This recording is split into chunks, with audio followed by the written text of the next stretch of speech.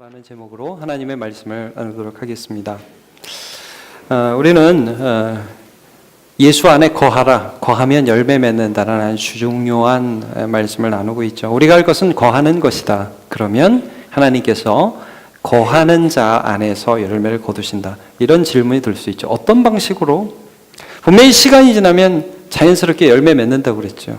여러분, 우리가 여기도 어린이들이 있다가 나갔고 또 중고등부 학생들도 여기 있고 청년들도 있는데 제가 이걸 믿어요. 믿고 알아요. 뭐냐면 예배 꾸준히 오면서 마음 중심으로 영으로 반응하며 하나님의 말씀을 듣고 받고 주님과 관계하는 생명의 관계를 가지는 자는 시간이 지나면 지날수록 변화된다. 단지 느릴 뿐이죠. 잘 느껴지지 않을 뿐이죠. 세상에서 예수와 관계하지 않는 사람에게서 결코 누릴 수 없는 결과들, 열매들이 나타날 수밖에 없다는 거예요. 그럼 이제 우리가 의문이 드는 거죠. 어떻게? 어떤 방식으로? 오늘 예수님은 그것을 말씀을 통해서 설명해 주고 계십니다. 자, 4절, 7절을 보면 거하면 열매 맺는다 사이에 이런 말씀이 있어요. 4절에 내 안에 거하라, 나도 너희 안에 거하리라. 그 PPT 정주영 목사님 체크 좀 해주세요. 저 지난주 건데 아까도 그랬는데. 네. 여러분 그냥 성경을 보세요. 성경에 내 안에 거하라 그러면 열매 맺는다 그러지 않고 뭐라고 해요? 내 안에 거하라 그러면 나도 너희 안에 거하리라 이런 말씀이 있죠. 네, 내 안에 거하면 나도 너희 안에 거한다 이런 말씀이 있어요. 그걸 7절에서 어떻게 표현하셨냐면 너희가 내 안에 거하고 내 말이 너희 안에 거하면 이런 말씀을 하고 계세요. 그러니까 이런 말이 쉽게 말하면 우리가 거함의 기도를 드리면 하나님 앞에 기도하는데 뭐 대단한 마음이 있어서 뭐 굉장한 열정이 있어서 기도하는 게 아니라 그냥 주님께 붙어 있는 거예요. 그래서 예배 드리고 기도하고 말씀 생활하고 교제하고 하면서 주 안에 거해요. 신앙생활 해요. 그렇게 거하면 어떠한 일이 벌어지냐면 주님도 내 안에 거해 주시겠대요. 네. 내가 주님께 붙어 있으면 주님도 내 안에 거해 주시는데 그걸 7절 오늘 본문에는 뭐라고 말씀하시냐면 너희가 내 안에 거하고 내 뭐가요? 말이 거하면 이런 말씀을 하신단 말이에요. 말씀이 거하면 그러니까 주님이 내 안에 실제 거해 주는 게 여러분 뭐예요? 주님이 내 안에 계셔. 주님은 내 안에 살아 계시. 그거 어떻게 알아요? 우리가 주님이 내 안에 살아 계신지 보여요? 여러분 주님이 내 안에 계신 것은 주의 말씀이 내 속에서 역사하는 것입니다. 이거 분명히 아셔야 돼요. 어떤 사람은 막 주님이 오늘 갑자기 막 왼쪽으로 가라, 막 오른쪽으로 가라. 뭐 이게 주님이 내 안에 거하시는 거야? 잘 모르겠. 여러분 그런 거 아니에요. 자꾸 예수 믿는 걸 무당 믿듯이 그렇게 하면 안 돼요. 여러분 예수 믿는 것은 성령께서 내 안에서 거하셔서 말씀이 깨달아지고. 그 말씀이 삶의 산 가운데서 자꾸 생각나는 거. 그게 예수가 내 안에 계신 거예요. 그러니까 여러분 지금 뭐예요? 우리가 주 안에 거해서 주님 말씀 붙들고 기도하다 보면 말씀이 생각나고 말씀이 깨달아진다. 그래서 여러분 14장 26절에 보면 이게 성령의 역사라고 그러잖아요. 보혜사 곧 아버지께서 내 이름으로 보내실 성령 그가 너에게 모든 것을 가르친다. 그러니까 이게 말씀을 들을 때 이건 이런 말씀이야. 그렇군. 맞아. 박수를 치게 한단 말이에요. 그걸 깨닫게 하시고 내가 너에게 말한 모든 것을 생각나게 삶의 순간순간마다 그 말씀 아까 우리 박창래 목사님 설교할 때 여러분 기억나시죠? 그 목사님 너무나 처참하고 힘든 그런 상황 가운데 하나님의 말씀이 불쑥 이럴 때 기도하라고 하셨지? 이럴 때 사랑하라고 그러셨지? 이럴 때 낙심하지 말라고 그러셨지? 예수님은 이런 나를 사랑하는 분이라고 하셨지? 맞아. 생각나게 하신다고요. 그러니까 여러분 우리가 거하는 것이 왜 중요하냐면 우리가 특별히 무슨 마음에 대단한 열정이 있고 막 대단한 하나님을 향한 사랑이 있고 그래서 예배하는 게 아니고 그냥 거하는 거예요. 그냥 주님께 붙어 있는 거예요. 그게 왜 중요해요? 그러기 시작하면 말씀이 역사하기 시작한다는 거예요. 그리고 여러분 아무것도 아닌 것 같은데 한두 번, 세 번, 네 번 교회에 빠지기 시작하고 말씀 안 보기 시작하고 기도 안 보기 시작하면요 티가 나요. 마음이 공허해져요. 힘들어요. 안 돼요. 삶이 유지가 안 되는 거예요. 여러분 예수께 붙어 있으면 예수님의 말씀도 내 안에서 역사하기 시작합니다.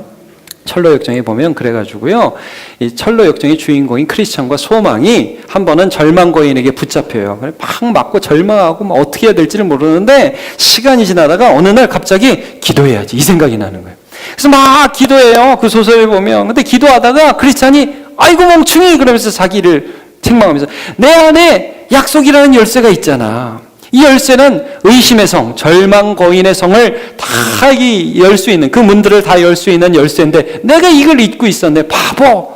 이게 뭐예요, 여러분? 우리가 기도하다 보면 기도할 수 없었는데, 그러나 하나님이 은혜 주셔서 기도를 시작하면 뭐 대단한 기도 아니고 그냥 쭉 하면서 기도하고 대단한 찬양 아니라도 찬양하라 내 영혼아 찬양하기 시작하면, 그러면 하나님이 내 속에서 말씀이 생각이 나고 성령이 내 속에서 은혜를 주시기 시작하고 그런 변화가 일어나기 시작하는데 내가 이걸 안 했구나, 이걸 깨닫는 거예요. 여러분, 우리가 다시 한번 예수 안에 거하기 시작하면 하나님이 말씀으로 은혜를 주십니다. 그 말씀의 열쇠로 우리의 현실에 있는 문제들을 풀어나갈 수 있게 해주셨다. 이걸 우리가 늘 기억하기를 바랍니다. 여기서 우리가 하나 생각할 거는, 그럼 하나님은 내가 기도하면 해주고 기도 안 하면 안 해주고, 뭐 기도와 말씀이 예배가 이게 조건이냐? 여러분, 그런 건 아니에요. 이건 조건이 아니라 이거 하면 뭐 되고 안 하면 안 되고, 어떤 때는 우리가 못할 때도 하나님이 하게 해주시잖아요. 그런 의미가 아니라, 여러분, 이건 하나님이 우리에게 은혜를 주시는 귀한 방편이에요. 방편. 방법이라고 그러죠. 하나님 기도를 통해서 은혜를 주시는 거예요. 하나님 예배를 통해 은혜를 주시는 거예요. 하나님 말씀을 통해서 은혜를 주시는 거예요. 그래서 오늘 16절에 이런 말씀이 있습니다. 너희가 나를 택한 것이 아니고 내가 너희를 택하여 세웠다. 내가 너네 불렀잖아. 그러니까 기도하라 하지. 그러니까 말씀 보라 하지. 그러니까 예배하라고 하지. 내가 믿지 않는 자에게는 기도하라, 말씀 보라, 예배하라 그런 소리도 안 해. 할 수도 없어. 하지 않아. 못해. 그러나 너희에게 내가 이런 얘기하는 건 내가 너네를 택해서 세웠잖아. 내 안에 거해. 너네 안에 성령이 계시니까 너네가 기도할 수 있는 거야. 예배할 수 있는 거야. 너 그거 믿고 하면 돼. 이는 너희로 가서 열매를 맺게 하고 또 너희 열매가 항상 있게 하여 내 이름으로 아버지께 무엇을 구하든지 다 받게 하려 함이라. 나는 주고 싶다 이거예요. 예수님은 우리에게 은혜 주고 싶어 하십니다. 예수님은 우리의 삶에 우리의 힘으로 누릴 수 없는 것들을 하나님과의 관계를 통하여 얻게 하기를 원하시는 하나님이십니다. 자, 그러면 우리 시편 42편 말씀을 잠깐 보면 이런 말씀이 있어요. 기도를 해요. 하나님이여, 사슴이 시냇물을 찾기에 갈급함같이 내 영혼이 주를 찾기에 갈급하나이다. 이게 거함의 기도예요, 여러분. 그냥 하나님께 내가 이렇다고 나 힘들다고 가는 거예요. 그럼 막 기도해요. 2절에도 보면 사람들이 종일 내게 하는 말이 내 하나님이 어디 있느냐 하오니 내 눈물이 주야로 내 음식이 되었도다. 사람들이 자꾸 비웃어요. 아이고 하나님 믿더니 잘 됐다. 그래 꼴이 그게 뭐냐. 눈물이 떨어져가지고 이 음식처럼 됐다. 나 너무너무 힘들다. 하나님 제가 이런 상황이에요. 거하는 거예요. 죽게 붙어 있는 거예요. 내 모든 아픔, 기쁨, 즐거움과 아픔과 환난과 고난까지 다 예수님과 나누는 거예요. 하나님과 관계 가지는 거예요. 그랬더니 어느 순간에 무슨 일이 일어나느냐. 5절에 보니까 내 영혼아 너 왜 낙심하니? 너 왜 불안해하지? 여러분 이게 내가 나한테 하는 말이잖아요. 근데 성령이 나한테 하는 말씀이에요. 너 왜 그러고 있지? 하나님은 어떤 분이지? 하나님은 너를 사랑하시고 너의 미래에 대해 계획을 갖고 있고 이 모든 어려움도 사용해서 너에게 은혜를 주실 분이시잖아. 하나님께 소망을 두라. 말씀이 내 안에서 역사하죠. 여러분 그래서 이런 일이 벌어져요. 그 다음에도 보면 말씀을 붙드는 기도를 제가 하라고 여기다 써놨는데 이런 겁니다. 우리가 기도하잖아요. 거하는 기도를 하잖아요. 그럼 기도하다가 기도 제목이 생겨요. 하나님 너무 힘들어요. 이렇게 기도하다가 주님 이 힘듦을 믿음으로 극복하게 해 주시옵소서. 기도하다가 기도 제목이 생긴다고요. 하나님 교회를 사랑하게 해 주옵소서. 교회를 인도해 주옵소서. 우리 교회가 부흥하게 해주옵소서. 그러다가 거기서 또 기도의 제목이 하나님 어느 사람이 생각나는데 그 사람의 아픔과 함께 해 주옵소서.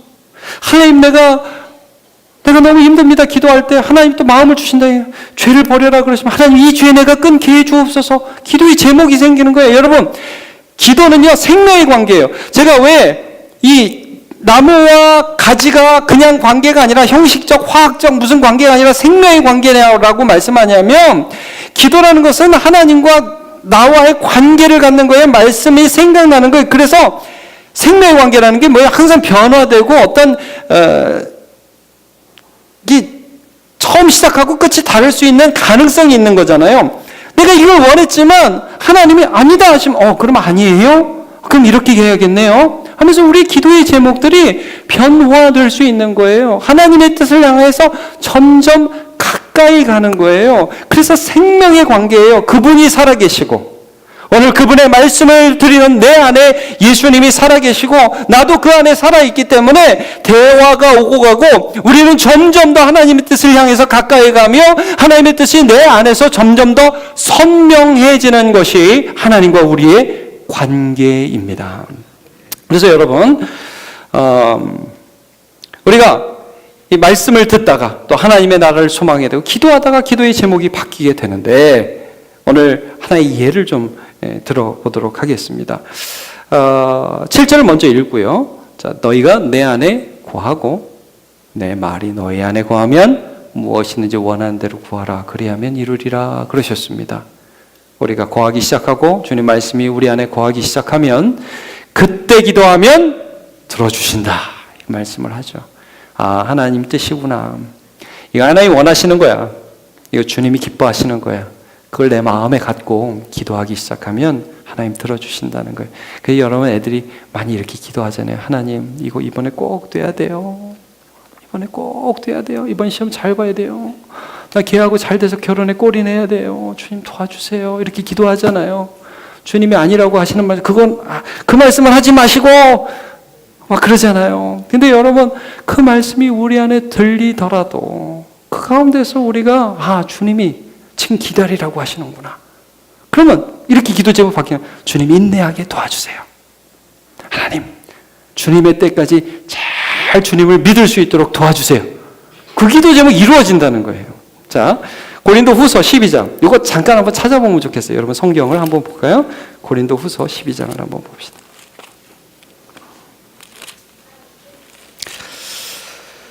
고린도후서 12장을 보면 바울 사도의 기도의 한 예가 이렇게 등장을 합니다. 자, 8절에 보십시오. 고린도후서 12장 8절. 이것이 내게서 떠나가게 하기 위하여 내가 3번 주께 간구했다. 자, 바울은 어떤 고민과 아픔이 있어서 하나님 이거 좀 가져가 주세요. 이거 좀 없었으면 좋겠어요 하고 하나님께 구했어요. 거함의 기도예요. 그냥 하나님 안에 거하는 거예요. 예수 안에 거하는 거예요. 내 아픔을 하나님께 드리는 거예요. 내 기쁨도 주님께 드리는 거예요. 근데 이런 일이 있었어요. 근데 그냥 기도하고 여러분 자 기도할 때 기도하고 나 이랬어요. 딱 던져보고 그냥 다시 일어나서 가지 마세요. 나 이랬어요. 나 입 아파요. 라고 기도하고 하나님을 기다리세요. 아멘 할 때까지 할까요? 자 여러분 하나님께 나 힘들어요. 주님 함께 해주세요. 여러분 이 대화 이렇게 하는 사람 있어요? 나 너무 힘들어. 잘 가. 나 갈게. 이런 사람 있어요? 안 그러잖아요. 힘들어요. 이런 것 때문에 아파요. 라고 하고 조금만 기다리세요. 네. 이 바울 사도가 가시 때문에 이 가시가 뭔지 사단의 사자가 뭔지 정확하게는 몰라요. 많은 사람이 안질이라고 그러고 어떤 사람은 간질이라고 그러고 모르겠어요. 심리적인 뭐 병이라고도 하고 모르겠어요. 근데 어쨌든 사단이 굉장히 그를 힘들게 했던 것 같아요. 그런데 바울 사도가 기도했을 때에 거함의 기도를 했을 때에 그때 어떤 응답이 들어왔느냐? 그 앞절을 보세요. 7절. 하나님의 응답이 이런 식으로 깨달아졌어요. 여러 계시를 받은 것이 지극히 크므로 너무 자만하지 않게 하시려고 내 육체에 가시 곧 사탄의 사자를 주셨으니 이는 나를 쳐서 너무 자만하지 않게 하려 하십니다. 자만하지 않기 위해서 이걸 주셨다. 없어달라고 기도했더니 아니야. 너는 내가 너무 많은 계시를 너를 통해서 주었어. 그러니까 사도 바울이 깨달은 게 너무 많잖아요. 그러니까 이게 나도 모르게 교만해질 수 있으니까 그러면 안 된다 하는 것을 알려주기 위해서 아픔도 함께 허락해줬다는 걸 알게 해주셨어요. 그래서 그 다음부터는 어떻게 기도하죠? 9절을 보죠. 9절을 보면 나에게 이르시되 내 은혜가 내게 족하도다 이는 내 능력이 약한 데서 온전하이지만 이게 주님의 응답이었어요.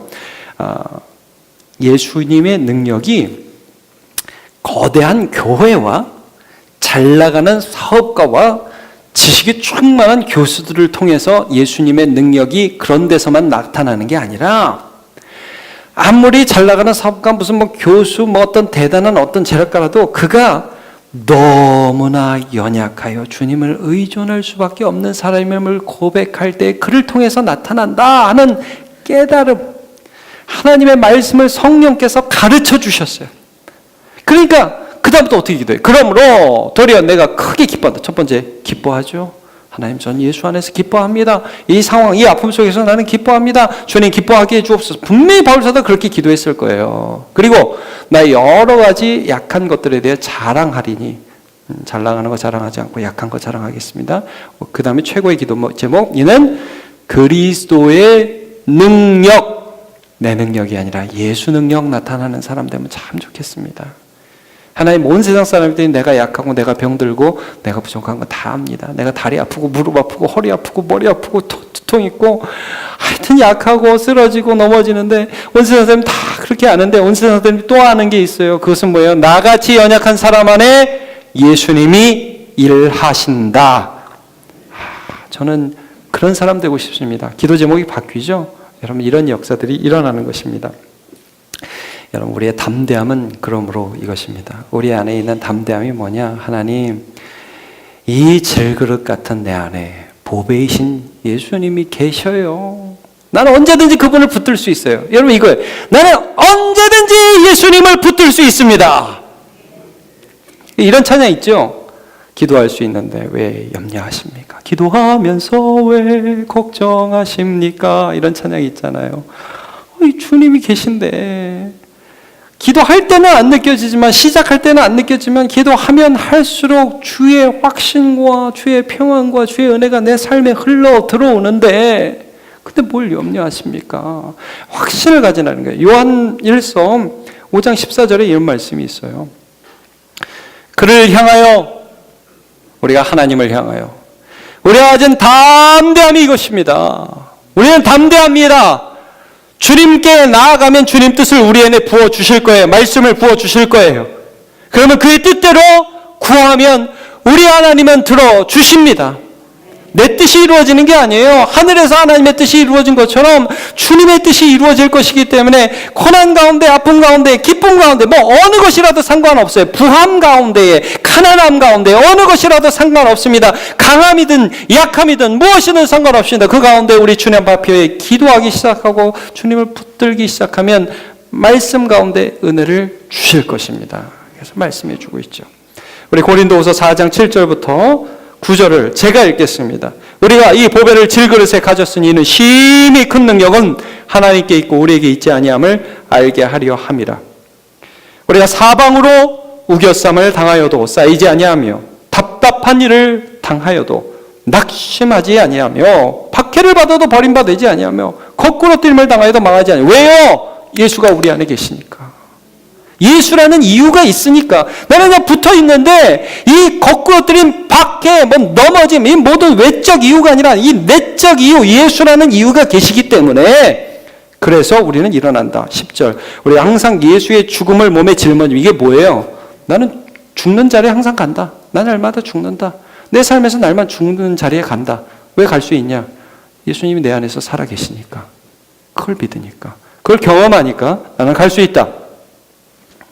결국 여러분, 우리가 이런 삶을 살아가기 시작하면 하나님 아버지가 영광을 받으시고, 그리고 우리가 이런 삶을 살아가면 세상 가운데 예수의 제자로 인정받는 것입니다. 그것이 8절이며 결론입니다. 8절은 같이 한번 읽어볼까요? 시작. 너희가 열매를 많이 맺으면 내 아버지께서 영광을 받으실 것이요 너희는 내 제자가 되리라. 아멘. 이 열매라는 게 결국 뭐예요? 이 본문에서는 예수 그리스도께 붙어 있을 때 그리스도의 능력이 내 속에 올라와서 때로는 인내하고 때로는 기뻐하고 때로는 다시 일어서고 절망하지 않고 아픈데도 걸어 다니고 힘든데도 일어서고 기다릴 줄 알고 인내하게 되고 그 가운데 하나님 이런 분이나 알게 되고 이런 것들이 자꾸 쌓이다 보면 누가 영광을 받으셔요? 하나님 아버지. 그리고 세상 가운데 우리는 예수의 제자로 인정받게 됩니다. 이런 은혜가 충만하게 넘치는 저와 여러분 되시기를 축복합니다. 다 일어나서 찬양하겠습니다.